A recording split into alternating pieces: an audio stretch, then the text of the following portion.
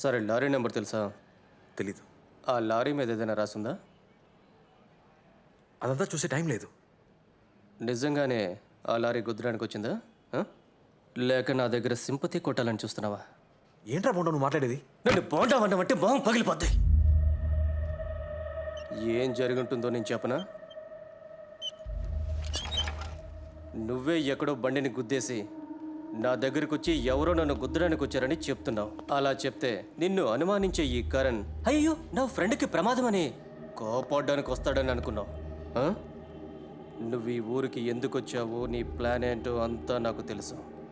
ఎంతో కాలం ఉండలేవు తమ్ముడు, ఇరుక్కుపోతా. బయటికి పోరా.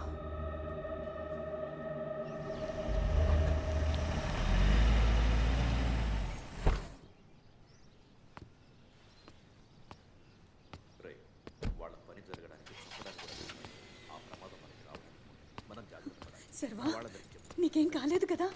నాకు చాలా ఏం లేదమ్మా, చిన్న దెబ్బలే. ఆ రిసార్టోడికి బలుపు ఎక్కువైంది శర్వ.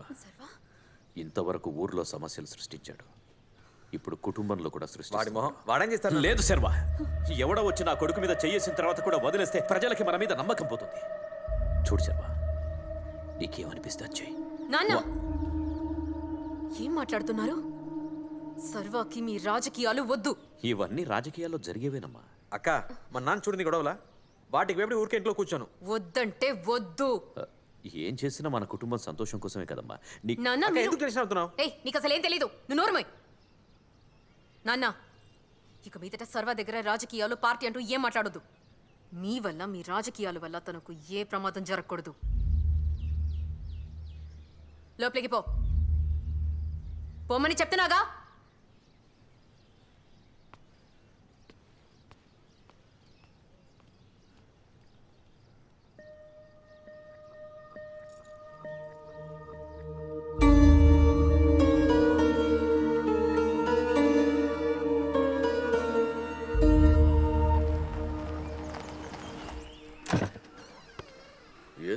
నమస్కారం, నా పేరు మన్మోహన్.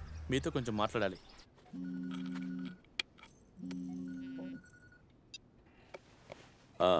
నమస్కారం సార్. మిమ్మల్ని కలవకూడదని మీరు నాకు చెప్పారు, కానీ నాకు ఇప్పుడు మిమ్మల్ని కలవాలనిపిస్తుంది. ఎక్కడ?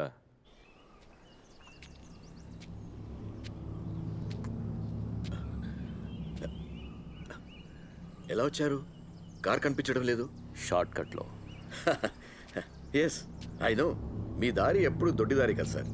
తీసుకుంటారా? ఏం కావాలి? Thank you sir. స్ట్రైట్గా మ్యాటర్కి వచ్చారు.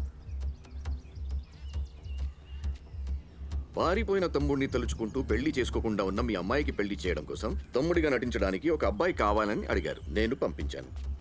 పెళ్లి జరిగిన తర్వాత ఇంట్లో ఉన్న డబ్బు తీసుకొని మళ్ళీ అబ్బాయి పారిపోయాడని కథ ముగించేద్దామని చెప్పారు. నేను కూడా నమ్మాను. 2 రోజుల క్రితం మీ అపోజిషన్ పార్టీ లీడర్ మన్మోహన్ని కలిశాను. భయపడకండి, నేనేమీ చెప్పలేదు. అతనే నాకు చాలా విషయాలు అర్థమయ్యేలా చెప్పాడు. అప్పుడు నాకు అర్థమైంది, ఇది కూతురు పెళ్లి కోసం మాత్రమే కాదని. 15 సంవత్సరాల క్రితం కొడుకుని పోగొట్టుకున్న ఒక తండ్రి అనే జాలితో జనాలు మీకు ఓట్లేసి గెలిపించారు. అదే సింపతిని యూజ్ చేసి హ్యాట్రిక్ ఎమ్మెల్యే కూడా అయిపోయారు. కానీ ఇప్పుడు కన్న కొడుకునే కాపాడుకోలేని ఇతను మనల్ని ఎలా కాపాడగలడని ప్రజలకు మీ మీద అనుమానం వచ్చేసింది. ఈ అపనమ్మకం మీ ఇమేజ్ని స్పాయిల్ చేసి ఎలక్షన్లో గెలవకుండా చేసేస్తుందని మీకు భయం పట్టుకుంది. అప్పుడే ఒక మాస్టర్ ప్లాన్ వేశారు.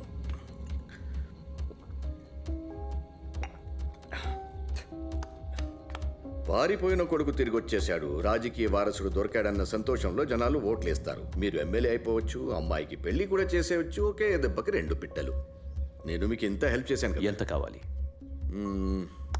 నేను మాటికి మీ ముందు చేయి చాచడం it's not comfortable for me. 1 time settlement 2 crores. కొంచెం తక్కువే, అయినా మనం ఇద్దరం ఫ్రెండ్స్ కదా. Deal okay?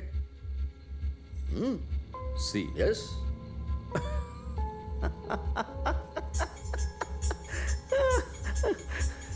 సి 2 లక్షలు ఇస్తాను, తీసుకొని వెళ్ళు. ఇదే మీ నిర్ణయమా? సరే, మీరు బయలుదేరండి. మన్మోహన్ని రమ్మని చెప్పాను. మన మధ్య డీల్ ఓకే అయితే అతనికి గుడ్ బై చెప్పి వెళ్ళిపోదాం అనుకున్నాను. బట్ అతనితో చిన్న పని ఉందిలే. నువ్వేం చెప్పినా ఎవరు నమ్మరు. నా మీద జనాలకు నమ్మకం ఉంది.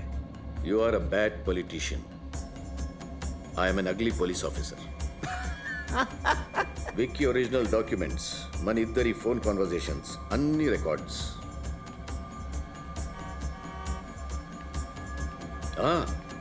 మన్మోహన్ వచ్చేసాడు, మీరు బయలుదేరండి. నీలాంటి రాజకీయ నాయకుడి ముందు బట్టి చేతులతో ఉండడానికి నేనేమైనా మూర్ఖుడినా?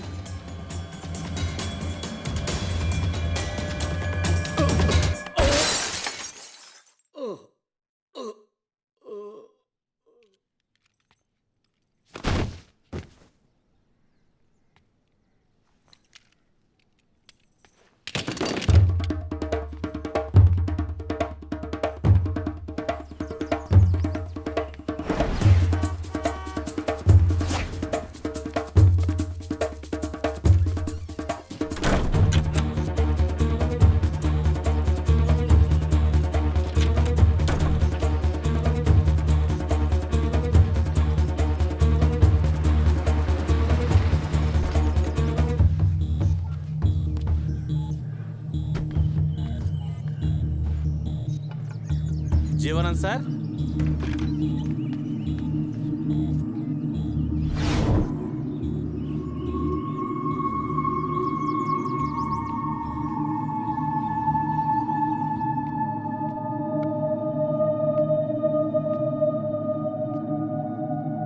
జీవనం సార్.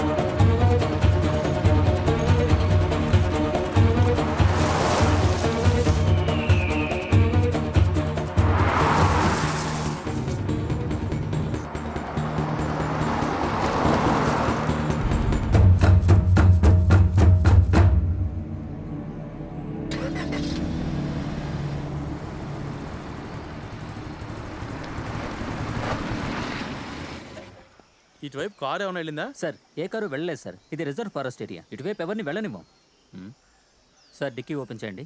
ఏయ్, నేను ఎవరో తెలీదా? సీసీటీవీ కెమెరా ఉంది సార్. ఎవరినైనా సరే చెక్ చేసి పంపించాలి. కోఆపరేట్ చేయండి. పోయి చూడు.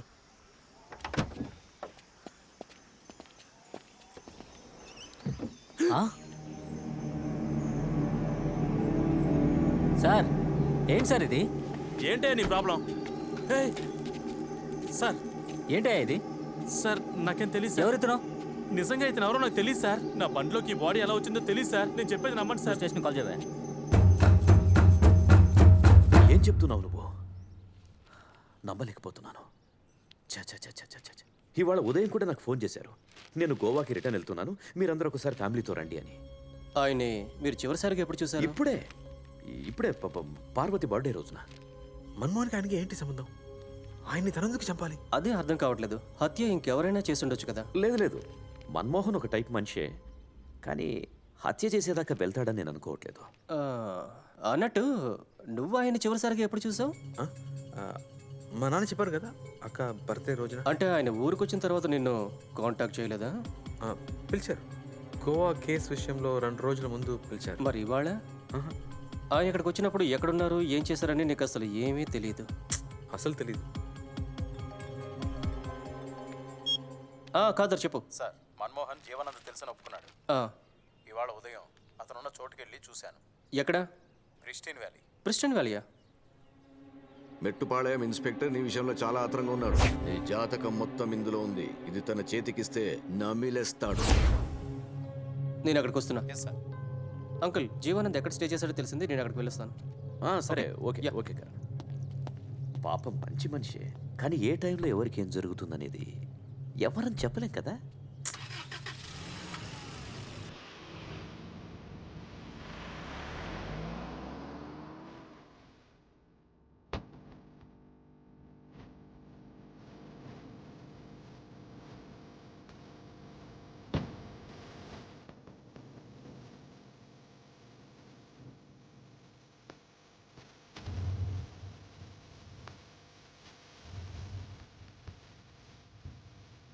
అక్క పుస్తకం గట్టి వదలి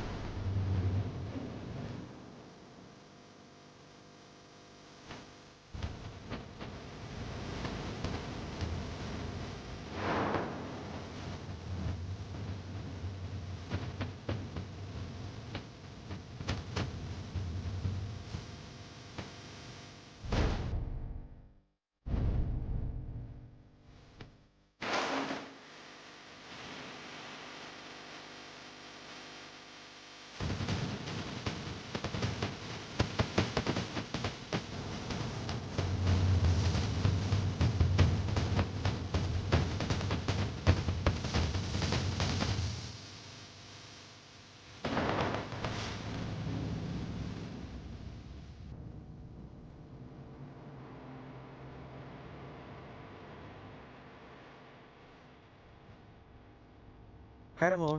ఆ, నువ్వెలా వచ్చావు? ఇందాక జీవానందం ఉన్న చోటు తెలియదని చెప్పావు. నువ్వే కదా ఫోన్లో మాట్లాడుతూ ప్రిస్టిన్ వ్యాలీ అన్నావు. అవును, ఇక్కడ నీకేం పని? జీవానంద గారు చాలా ఏళ్ళుగా తెలుసు, నాకెంతో హెల్ప్ చేశారు. మీ అందరినీ కలిపింది కూడా ఆయనే కదా. మీకంటే ఆయన గురించి నాకే బాగా తెలుసు. నేనుంటే హెల్ప్ అవుతానని వచ్చాను.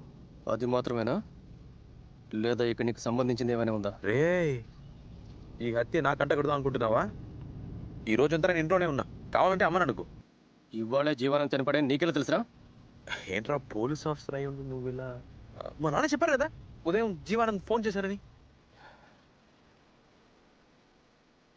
నేను రావడం నీకు ఇష్టం లేదనుకుంటా, వెళ్తానులే. చాలా కష్టపడి వచ్చి ఉంటావు. రా.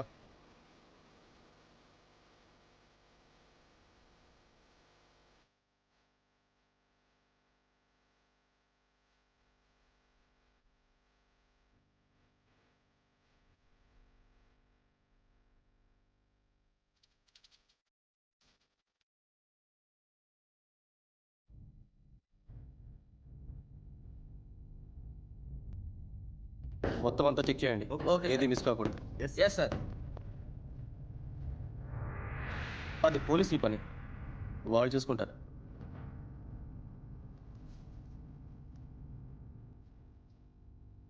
మన్మోహనే చంపేసి ఉంటాడని నమ్ముతున్నావా? నాకేం తెలుసు, నువ్వు నమ్మలేదని మాత్రం తెలుస్తుంది. బట్ ఏం చేయాలి? దొరికిన ఆధారాలన్నీ నీకు వ్యతిరేకంగానే కదా ఉన్నాయి. మన్మోహన్ని ఎంక్వైరీ చేసినప్పుడు జీవానంద్ ఏదో ముఖ్యమైన విషయం గురించి మాట్లాడాలని అతను ఇక్కడికి పిలిచారు.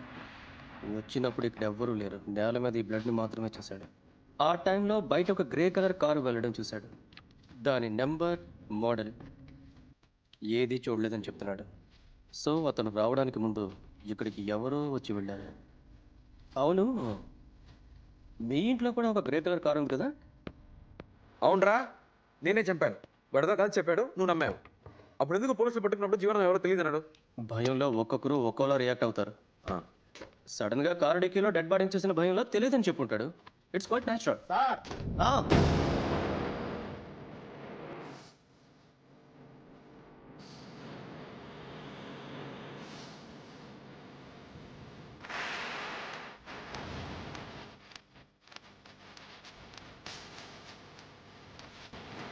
ఏంటి?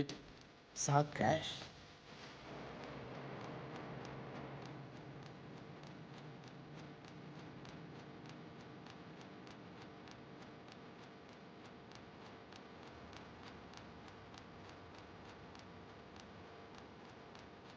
బాబాయ్, క్లోజ్ ఎక్కడ?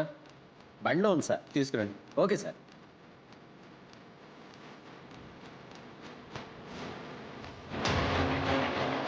ఈ జాతకం మొత్తం ఇందులో ఉంది.